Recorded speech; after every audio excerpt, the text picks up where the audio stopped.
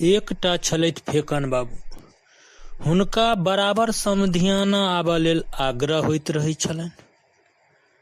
हरदम हुनका समधि समधिनी कहैत छलखिन जे अपने 2-4 दिन लेल हमरा गाँव आउ। बड्ड जिद केलखिन। आखिर में हुनका समधि समधिनी के आग्रह मानऽ पड़लनि। कहलखिन ठीक छै। ओ अपन नौकर संग समधियाना जाय लेल विदा भेलाह और संध्या होइत होइत समधियाना पहुँच गेला।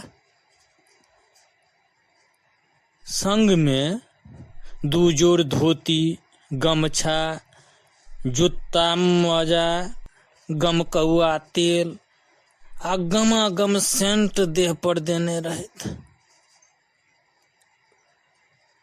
ओतऽ पहुँचला पर समधि समधिन हुनका खूब स्वागत केलखिन।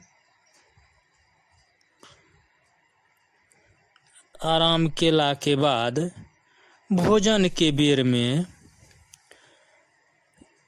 56 प्रकारक साग सब्जी के व्यवस्था रहनि। ताहि पर से घी, दही, सेवई फेकन बाबू भरि पोख खेला।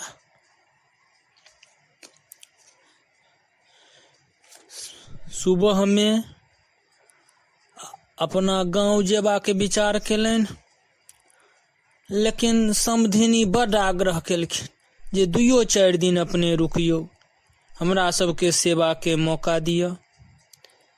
हारि कऽ रुकऽ पड़लनि। 1-2 दिन एहि तरहे भोजन केला पर डेली तरुआ, भगरुआ, तिलकोर, पापड़, घी खाइत खाइत पेट में गुरगुर्री होबऽ लगलनि। आ बुझेलनि जे राति तक आइ हमरा पेट गड़बड़ हेबे करत। ओ सोचि अपन समधिनी सँ कहलखिन, हे एकटा हमरा तौला आ एकटा ललका कपड़ा दऽ देल जाओ, जे राति में हमरा पूजा करऽ के अछि। समधिनी कहलखिन ठीक छै। ओ भेजवा देलखिन। राति में हुनका डोल डाल जेबा के इच्छा भेलनि। ओ ओही तौला में कनिक पौर देलखिन आर ललका कपड़ा से मुंह बान्हि कहलखिन सबेर होइत होइत एकरा टपा देबै। ताबे नौकर के नींद टूटि गेलनि। नौकर देखलकनि मालिक के, फेर ओ तौला के आनि कऽ घर में रखैत नौकर कहलकनि मालिक बड़ा बिसैन महकैया, घर में कथू छै? धुर तोरा अहिना गंध लगै छ, कोनो नहीं छै बिसैन, तू सुत अपन चैन सँ। आब ओकरा तऽ सब बात भांज लागि गेलै। ओ कहलकै रुक जाओ। ओ जाकऽ आगि लेस देलक आ कहि देलकनि जाकऽ भोर होइत होइत हुनकर समधिनी सँ जे हे सोमद काल्हि भोर सँ भोर निकलि जेता। अहाँ जे छै हुनका देलियनि हैं तौला आ ललका कपड़ा, ओहिमे बुझाइया किछु रखने छै, ओ लऽ कऽ हुनका नहीं जाय देबनि। ओकरा कनी एक बेर अपने चेक जरूर कऽ लेब।